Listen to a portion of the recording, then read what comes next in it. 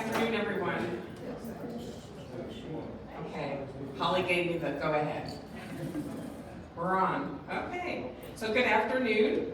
I want to thank first Dr. Crum for recognizing Bradley Robert and requesting that he come here to speak to all of you. I know it's going to be a really interesting program. And I was asked to do an introduction, so I am going to introduce Bradley Robert. He is a fellow of the American College of Healthcare Executives.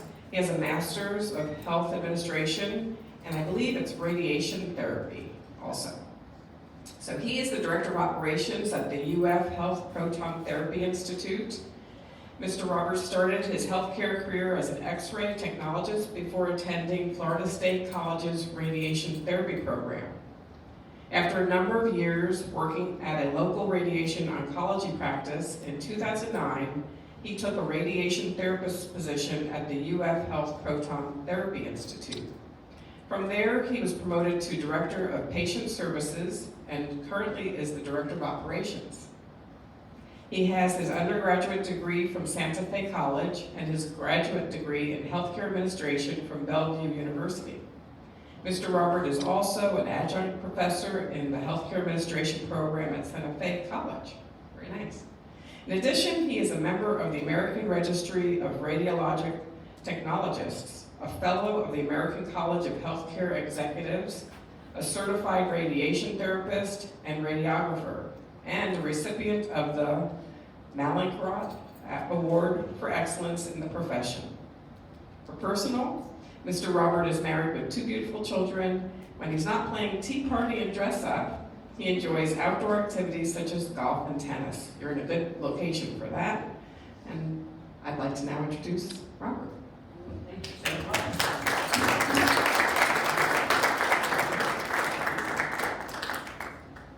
Thank you very much.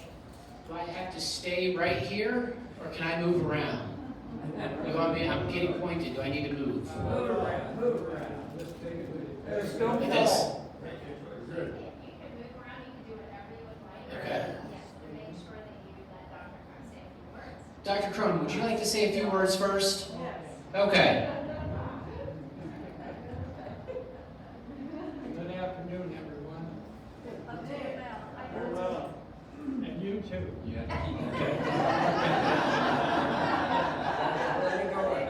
You just can't ignore this. I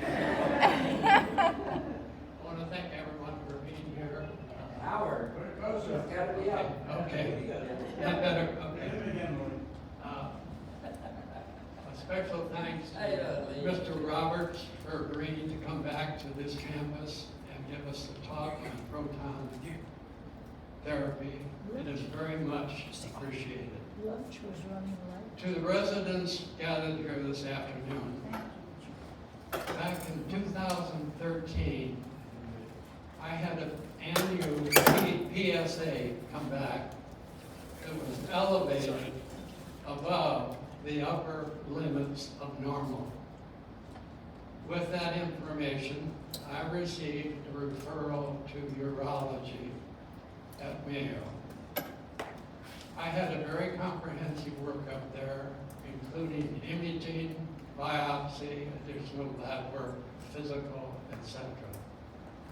When the urologist finally got the path report, he called me and he informed me that I had a very aggressive cancer of the prostate with a Gleason score of 8. What he was trying to tell me was that my high-grade cancer would very likely metastasize in the near future. With this information, I knew that I had to act on it.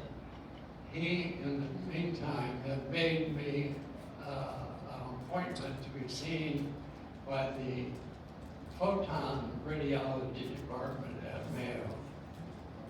With my past experience, I was aware of the fact that given equal cases with the same diagnosis, the same parameters, say like sex, age, weight, etc., this group over here, they had proton therapy versus this group over here that had photon therapy. The people that had photon therapy, as a rule, would have fewer side effects and complications.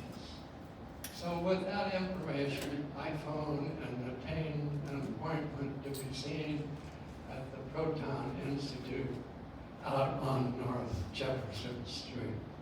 During the time that I was under their care, I received 40 proton radiation treatments, 5 days a week for 8 weeks. During that 2-month period of time, I honestly did not experience any side effects. I had no pain, nor did I develop any complications. Here I am, almost 9 years later, and I am still free of any side effects from that proton radiation.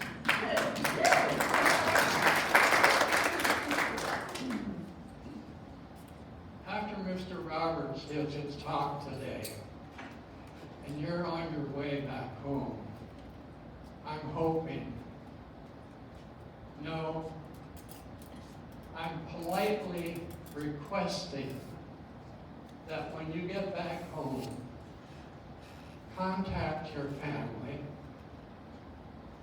your friends here, and neighbors who were not able to attend this program this afternoon, and tell them what you have learned from today's program. Thank you for listening to my story regarding my personal involvement with proton therapy. And yes, things like to be ended on a positive note. My yearly PSAs now are back down to the lower limits of normal. I would like to say one more thing, and then I'll say nothing more. When you do get back home, go ahead, make those calls. Don't procrastinate. Thank you. Thank you, Dr. Crum. And thank you, Debbie and Holly, for allowing me here. And thank you, residents, for listening and coming and attending. I don't know if I really need to say much more after that. Dr. Crum did a great endorsement for us. What I do want to do is highlight what we're doing at the University of Florida Proton Therapy Institute. We are located downtown Jacksonville by the UF Health campus. If you didn't hear, UF Health campus is going to build an upgraded $80+ million level 1 trauma center. They are a level 1 trauma center. They're getting state funding for that. It's one of the biggest gifts they've ever received from the state. So we're very excited. There's a lot of great stuff going on that campus. For those of you, if you ever needed treatment, which I hope you don't, it's not that bad of a drive. I live across the street behind the gas station, and I make that drive every day. So just don't go at 7:30 in the morning. Okay? All right, so this is our building. This is what we look like. We're about 108,000 square feet. And this is the interior of our lobby. And I'm just going to flip through a couple pictures so you kind of get a feel of what we're doing. We wanted to change the way cancer care is delivered, particularly from a radiation oncology standpoint. We didn't want patients, and we don't have patients, or very many patients, that are very ill going through treatment. Now, there are certainly cases that are ill, but many of our patients are, like all of you, walking in and out and ambulating around. So we wanted to have a nice, comfortable lobby. We've integrated lots of different medicines in there with integrated medicine, art and medicine, and things like that. And what I definitely want to point to is, as we all know, cancer is a respecter of no gender or race. And there are many, many people that get diagnosed with cancer and many, many types of cancer.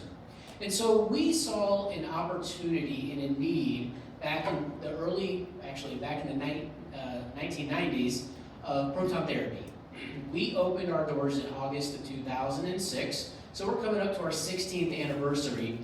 We were the 5th facility to open up almost 16 years ago. Now there's almost 40 facilities that are around, and a couple more. Some of these are also showing a couple more that are going to come online relatively soon. So there's plenty of particle therapy out there in certain locations, and in certain locations there needs to be some proton therapy that's out there.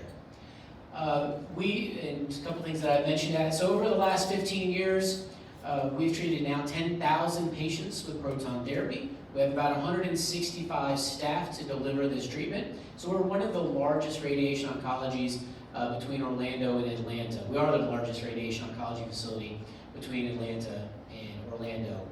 This is Dacia. Dacia was our 10,000 patient that just completed treatment in February. She was diagnosed with breast cancer, a mother of 3, and was very excited after her, I think it was her 30th treatment, that she finished treatment. So we're excited to celebrate with her. So why are we here? Why is proton therapy around? And I'm going to show you some images, but I think Dr. Crum really exemplified why we're here. So there's, on average, about 1.6 million cancers diagnosed yearly. And about 60% of them, let's just for easy math, call it half of them, are going to need radiation therapy as part of their course of treatment. So nearly 800,000 to 900,000 men, women, children will need radiation to battle their cancer. The challenge that we have with radiation is we also know that radiation causes side effects. And frankly, all of these cause side effects. These are all various treatment options. But radiation has its own unique side effects that we're going to get into. So that's why we're looking at proton therapy. And the reason proton therapy has less side effects is this very simplistic physics curve. What we're looking at is if I was the person standing up here receiving a treatment, the y-axis here, the vertical axis, would be the skin surface of a patient. The x-axis is the depth that we need to deliver treatment to. When we use, and we have X-ray based technology, when we use X-ray based technology to treat a cancer, the highest dose of radiation is just after skin surface, and then like a slide, it's depositing its dose of radiation till it hits the tumor, and then it goes out the other side of the patient. When I utilize proton therapy, the lowest dose of radiation is on the way in. When it gets to the tumor, it spikes up, it drops the majority of its radiation dose at the target and stopping. So if I was delivering treatment for a right-sided brain tumor, with x-rays, that x-ray beam is going to go in and come out the other side, the left side of my brain, where there is no cancer. If I'm treating it with protons, those protons are going to go in and stop at a certain prescribed depth and leave the left side of your brain alone. You can take that same information and apply it anywhere in the body. So that's why we have protons. That's just the pure physics of it. This is another way of looking at it. If we were treating a lung tumor in the middle of somebody's chest with x-rays, the highest dose is upon entry, hits the target in a portion coming out the other side. And then with protons, the lowest dose is upon entry, highest dose at the target, and we can completely spare the spine. Now the technology is quite robust, and it's been a work in progress for a number of years. Back in the basically 1940s, cyclotron technology came around to accelerate protons, to extract protons and accelerate them. X-rays have also improved over time. As a matter of fact, this person is now deceased, but in 1956, this 2-year-old boy was treated in Stanford. He lived. It was a type of eye tumor that he had, and he lived up into his 80s. So we know that radiation can kill cancer and get rid of it. It can do a very good job, but it can also cause some side effects. These are just some images of inside of our facility of how we would help mobilize a patient or what the ambiance of a room would look like for treatment. Now, I want to get into a little bit of that technology. I said it's been a number of years to develop, and it's quite large. These apparatuses right here are called gantries. This is just a term that we use to move the machine around the patient. And if I can point out to you, if you see the little red dot up here, that's the patient. The delivery system, and I would say this is pretty close to scale, the delivery system starts with a cyclotron that accelerates the protons. That's about a 440,000 pound piece of medical equipment.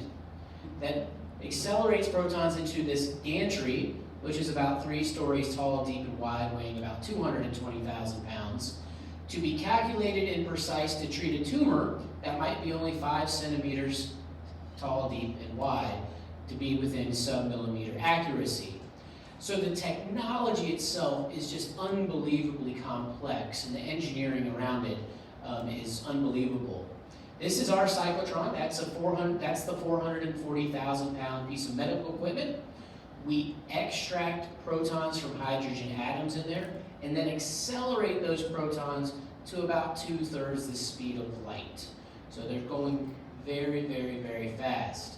We then slow them down for each patient for treatment purposes. And here's just a zoomed in version of that little patient inside of that large treatment room. You also have to have what I like to refer to as air traffic control. We have engineers that sit at a control center allowing us to distribute the beam, because we had 5 different treatment rooms and we can't treat 5 patients at the same time.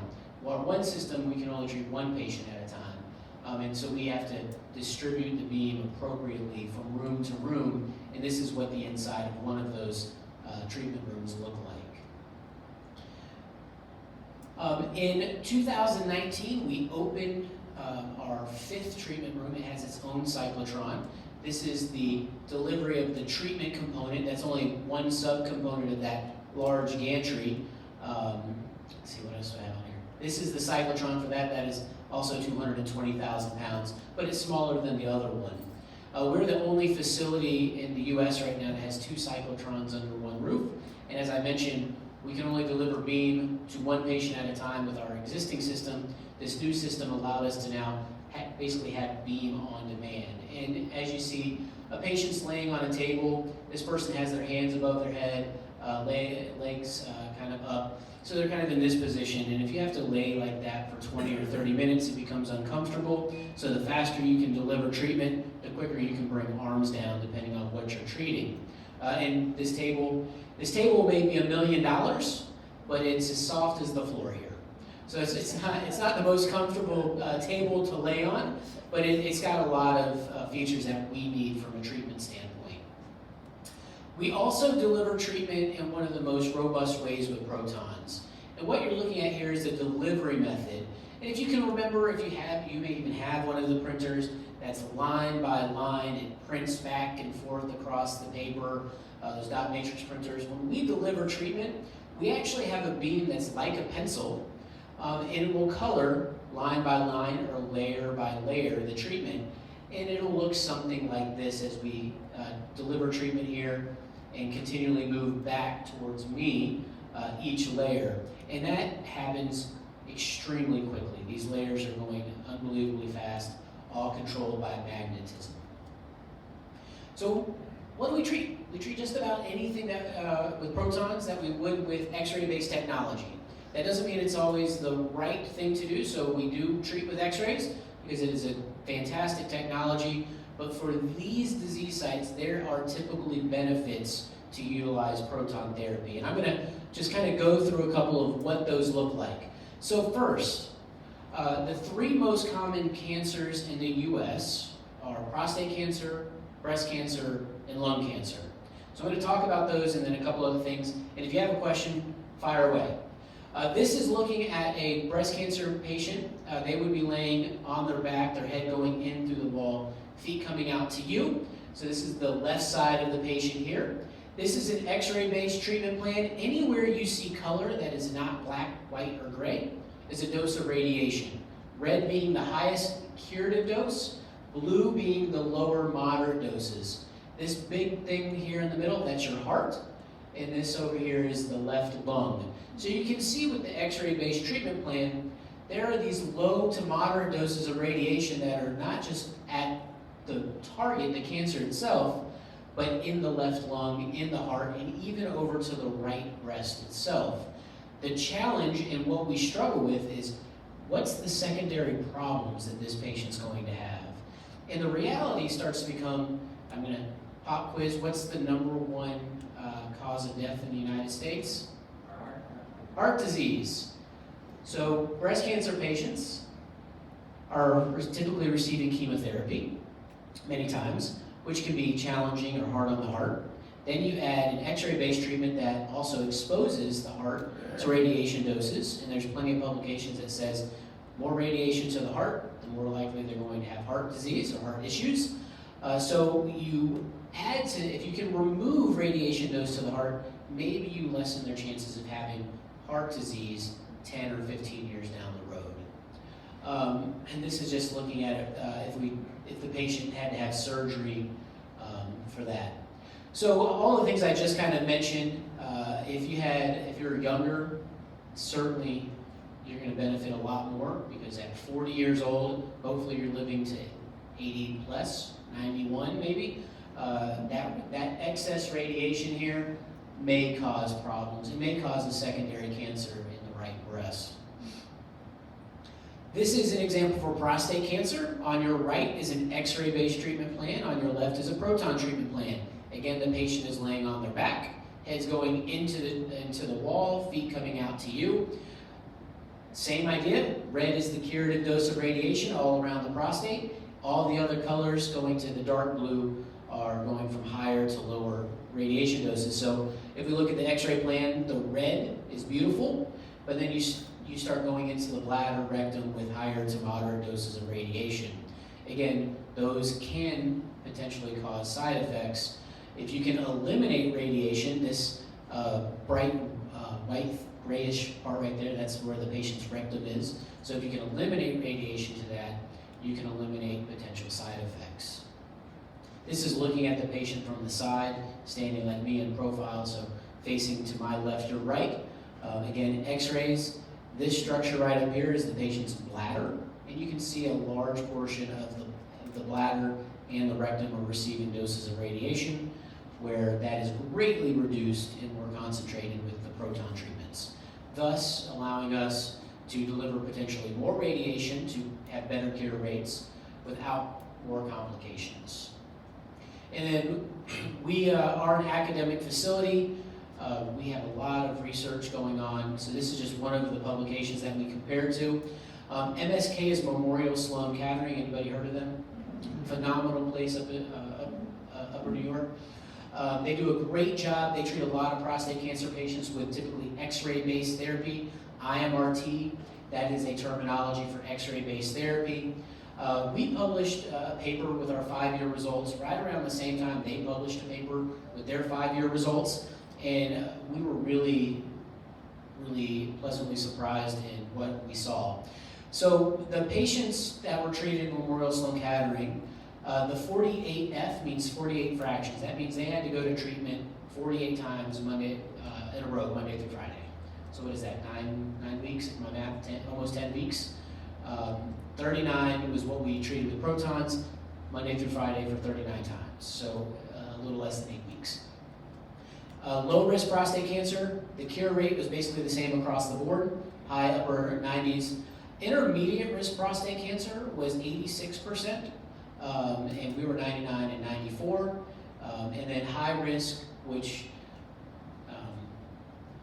we spoke about, it was 68% for Memorial Sloan Kettering, and we were above 75%, with very minor toxicities, and even less than what they were reporting at Memorial Sloan Kettering. So that really gave us a lot of comfort and validation of what we were doing, that we were treating prostate cancer patients in many ways with better cure rates, with less side effects. That was a win-win-win situation for us. Kind of skip through a couple of those things.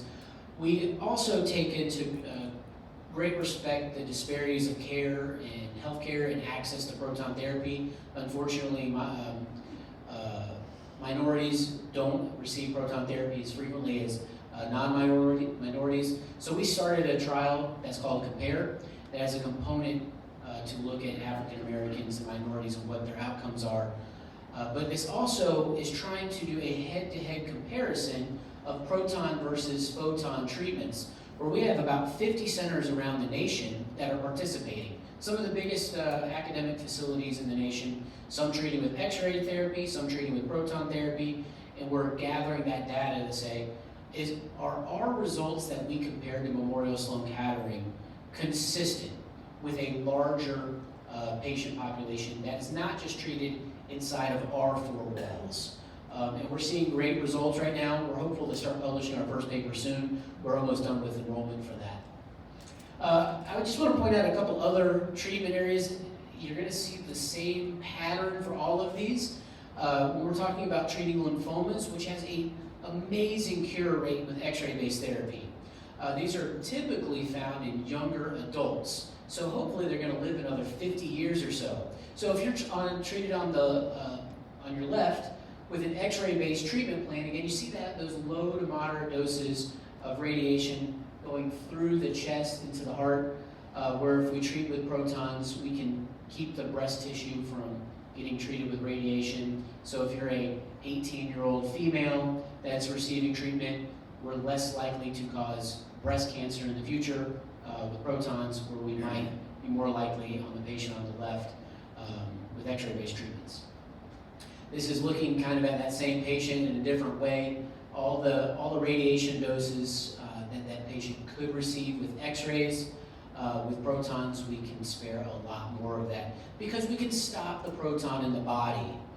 Lung cancer, as I mentioned, the picture on the left, this is the patient's left lung. You got radiation going into the right unaffected lung. This person probably has already breathing issues. To give radiation to their good lung is not the best idea, so we can keep that radiation more confined with protons. I went to UF to start working there really because of some of what I'm showing you here. This is for a head and neck cancer patient. Head and neck cancer is a very rough treatment. If anybody's had a friend, family member, or something that has gone through this treatment, X-rays are very necessary because of the lymph system up here. But the treatment's very harsh. It's a very tough treatment with X-rays. And you can sort of see why. If we look, in this case, in the middle picture here, this is the patient laying down. These are the person's teeth. So this is the tracheoesophagus area and the spine. And you can see that whole area of the neck, jawbone is receiving radiation doses with X-ray based treatment. And you can see we can eliminate radiation up here in their mouth. And you would be surprised that when you can't create spit, how much you miss spit. And you can spare a lot of organs, critical organs, when you're treating head and neck patients. That they tolerate treatment so much better. One of the things that there's being produced right now is showing the value of proton in these particular patients. When you treat patients with head and neck cancer with X-rays, they typically get something called a PEG tube put in. So it's this tube that goes into their side so they can get food, because at some point in time, all of that radiation to their neck causes it very painful. It's very painful to swallow. So they're not eating, they're not drinking. So that's how you get the food in. Most of our patients do not get a PEG tube, and that just speaks to, again, the lower toxicity of treatment. Brain tumors, again, on your left, this would be that left-sided brain tumor.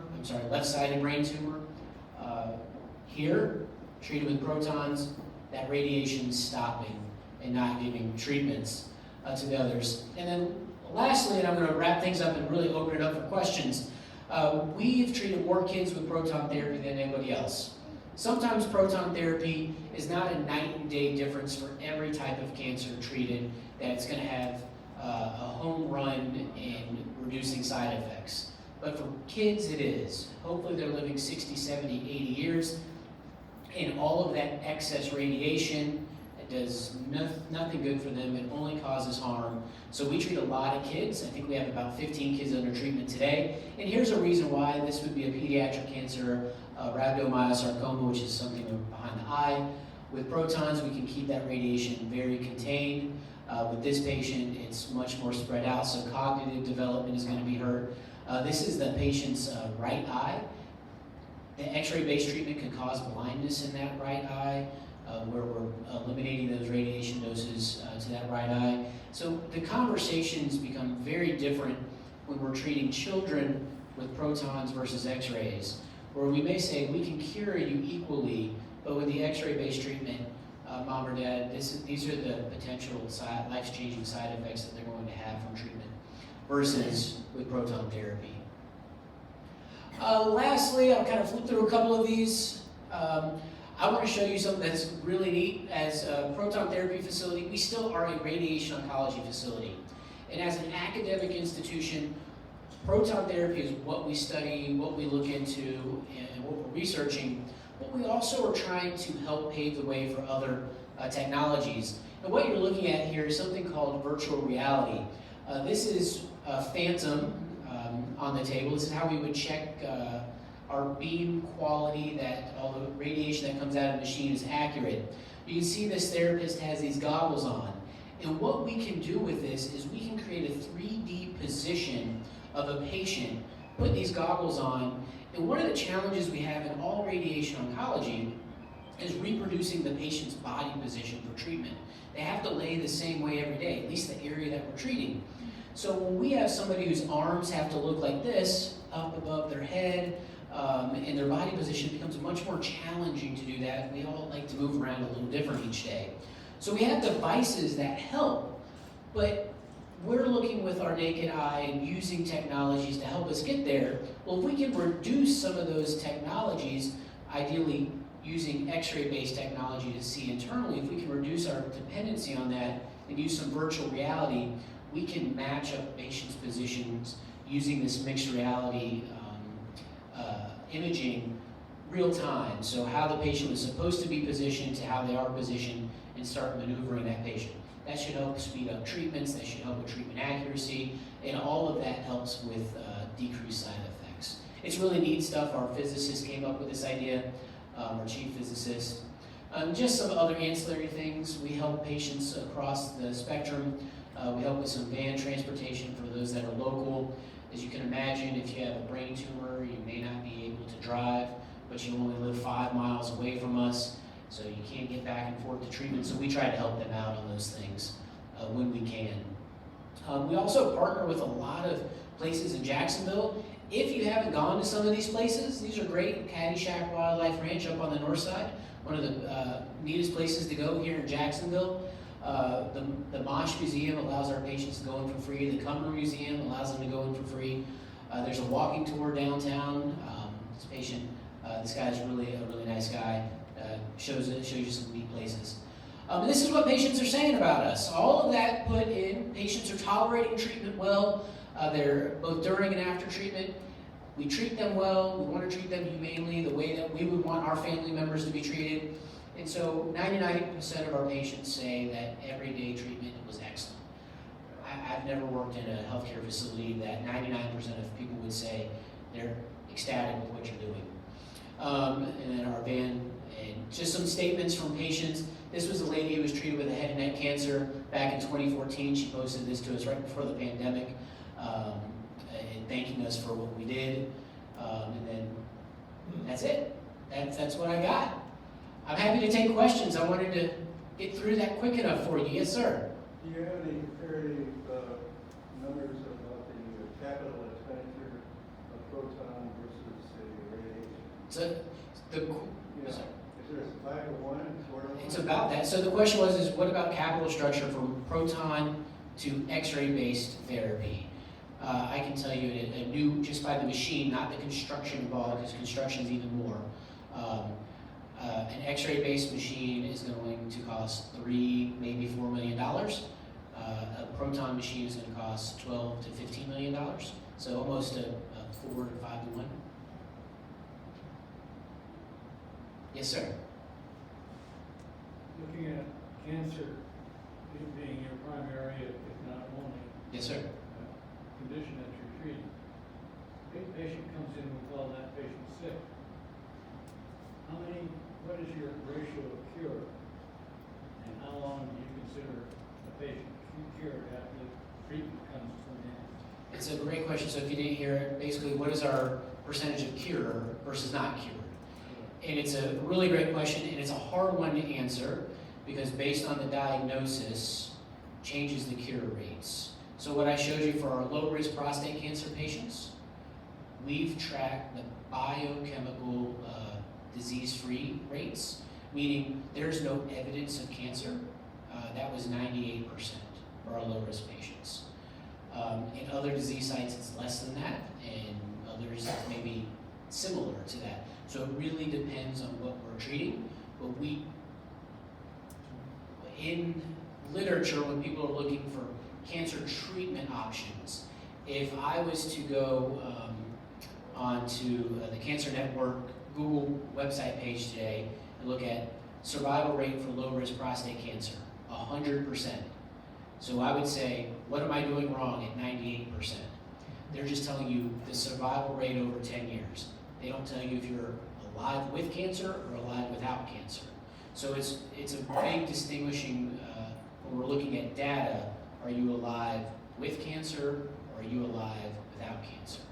And so we follow patients for as long as they'll allow us to, so we can gather that data and continually report that. Hope that sort of answers your question. Yes, sir? What dictates the number of treatments? The question was, what dictates the number of treatments? There's an enormous amount of information out there on how much radiation is needed to get rid of a certain type of cancer. So it's that number divided by how much radiation per day the doctor wants to give. So there's kind of a threshold in there. You don't want to give too much because you can cause more side effects. You don't want to give too little because you might not be that impactful. The effect is cumulative? The cumulative, yes, sir. The effect is cumulative. Great question. And treatments are typically Monday through Friday for 6 to 8 weeks most of the time. There are some exceptions to that. Other questions? Yes, sir. It seems to me that the X-ray treatment should discontinue. So, the question or the statement was, it seems that X-ray treatment should be discontinued. I would agree in some ways to you. It may not always make sense to use proton therapy for everything, but it should be utilized a lot more. But as the economies of scale, 4 or 5 to 1 cost, it is hard for an initial capital expenditure for some facilities, very much so. Yes, sir. Is secondary activation an issue one more? Can you repeat that one more time? I'm sorry. Is secondary activation important to you from the charged particle reactions? You're doing a lot of nuclear reactions inside people making radioactive species in them. Do you have a feeling for how much that is? Is that a serious question? That was a great question, and that may be past my pay grade. The question was the secondary activation inside of a patient, and I don't know the answer to that. I'll give you my business card, and I will see if I can find it. I don't know that answer. That is a great question. Was there another question? Yes, sir. Are certain facilities more likely to guide you toward proton versus the other, or vice versa? Yeah, another loaded question. So the question was, are certain facilities to guide you to proton or others? Well, I think if you are diagnosed with something that a facility can treat you with, they're going to tell you that they can treat you with it, whether they have protons or they don't have protons. Most of our patients come to us because they were advocates for themselves and said, what about proton therapy? And either the physician told them about it at that point, or they told them they don't know much about it and they came to us to find out about it. So get educated yourself. That part of this is to get educated, yes, sir. And as Dr. Crum said, tell other people about this. A second opinion is a good thing when you're diagnosed with cancer. And most physicians will give you treatment options, but proton therapy, with only 40 facilities active in the United States, is not a readily available treatment option. And so if you're from Macon, Georgia, those physicians probably aren't talking about proton therapy for any treatment, any cancer. Yes, sir. So do I understand you to say you can self-refer to your facility? Yes, sir. Absolutely. Any other questions? Yeah. How are insurance companies handling this? I was wondering if somebody was going to ask how are insurance companies handling this question? All right, raise your hand if you have Medicare as your primary payer, Medicare. All right, I would say just about every diagnosis of cancer is covered for proton therapy with Medicare. There's a few that are not. So Medicare is pretty good. Medicaid, a little more challenging. Commercial payers, they're all over the board.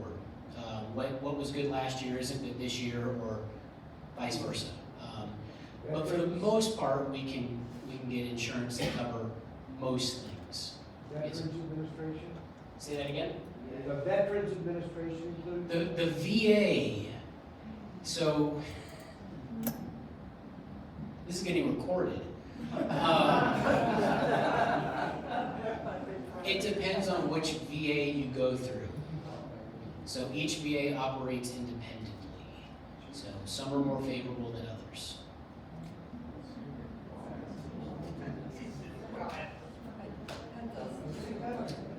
Why would the VA be consistent? Why? The question is, why would the VA be inconsistent? I don't know that answer. Question, I don't understand it. I would write your VA representatives. If you're a VA patient, I would let them know, but we have troubles getting our VA patients covered for proton therapy. They do a great job with other stuff, but proton therapy is a battle. Yeah. Does this therapy require a target to be Another good question. Or did I plant these questions on you earlier? So the question was, does proton therapy require a targeting agent or something to target where we're at? So yes and no. When we treat our prostate cancer patients, we actually insert little pieces of gold into a patient's prostate to be used as a targeting mechanism. Because the gland, the prostate gland itself, we don't really see it under an X-ray imaging for alignment purposes. And it sits in a very different spot every day. Men, just think of right now, maybe your bladder is pretty full or maybe it's pretty empty. Maybe your rectum's pretty full, maybe it's pretty empty. So what it was now is going to be different from 6 hours from now, or where it's located in your body. And we've got to be within millimeter accuracy, so we do use that. But in other areas, like for brain tumors, your brain's not floating around anywhere, so we have very distinct bony anatomy that we can utilize for targeting. But each patient that we treat with protons, we have to be very, very targeted, because as I've shown in many pictures, that proton stops in a very unique way. And if we're off just a little bit, we're not treating the area that needs to be treated. Questions? Yes, sir. Can a hip implant block access to certain tumors? The question is can a hip implant block access to certain tumors? So if you're needing treatment for prostate cancer, 1 hip replacement is okay. We can work around that. 2 hip replacements is not any good. We just can't, we lose the big benefit of coming in from your sides. Excellent questions. Any other questions? Yes, sir. Just technical, do you use the nucleus of the hydrogen? Great question. Do we use the nucleus? We do. We separate the proton out of the hydrogen atom and accelerate that with the magnetism. So we're accelerating protons all day long, hydrogen atom protons. Good question. Any other questions? Yes, ma'am. So if I go home and I tell my friend about it, she says, oh, my doctor says this, I don't want to challenge him. Can she call someone at your facility if you walk through what you just showed us today to help them feel more comfortable? That was a great question. Again, we got planted questions in the front row by Dr. Crumb's family. The question was, if you see your doctor and you've been diagnosed with cancer, or your loved one has been diagnosed with cancer, or your friend or your gardener, and they say, this is what my doctor told me, that's fantastic. They should take that knowledge and go get a second opinion.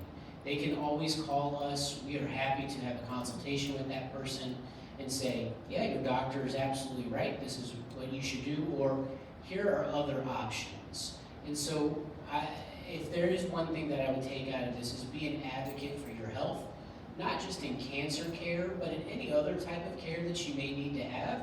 If you have heart disease and they're just saying take this medication after this medication, maybe ask some second opinions. Maybe that's right, maybe that's not.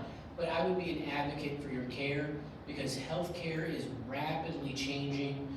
Treatments are always improving. New data is coming out, and that may be the right move for you, and it may not be. So getting information is not a bad thing, and then making your choice. Any other questions? Yes, sir. What education do you require for the person who's going to write a computer program, software, to treat the student? This is a great question. What kind of training education do we require for people that are writing this computer software program? So the software programs to deliver treatment are written by the companies that have to go through FDA approvals. So that's done at a company level. They have their own software engineers that have to go through a very strict process before we can adopt that. To deliver that treatment, you have to be a licensed therapist to deliver that treatment. In our facility, you have to go through a robust on-the-job training as well that demonstrates competencies to operate that technology. And then that's a constant, continual education. Yes, sir? Is there any independent testing of the software? I would have to say, has there been any independent beta testing of the software? That is a great one. I don't know. I would assume they're having to produce whatever data is necessary to pass third-party reviews. Yes, there has to be some sort of verification. I would assume that there has to be. There is an enormous amount of checks, double checks, and triple checks from a quality assurance standpoint. From a software standpoint to integrate, what you're running on your iPad today is not what we're running. We're generations behind because it's got to go through years of testing. Now, what kind of beta testing, alpha testing is going, I don't know. My experience with software is when, a long time ago when it came out, they believed the software instead of going in and check. It cost my company a whole lot of money. It's still happening, same issues. Sure. Yeah, and I would agree with you. There's tons of independent checks that we personally check the manufacturer, FDA's to checking the manufacturers, and the manufacturers producing various pieces of data. I hope it's not like Boeing. Like Boeing? I don't know. Oh, anything else? Well, thank you so much for allowing me to be here today. Again, be an advocate for your healthcare. I hope I see you at Publix and I don't see you in my center. But if you do end up having to come down for any type of second opinion, my name is Brad Robert. Please ask for me. Tell me that you heard me talk here. And I'd be glad to answer any other questions. And if you see me in Publix or at Buc-ee's or at Costco when it soon comes, if we're at Costco, stop me. I'll buy you that hot dog from there for $1.50. All right?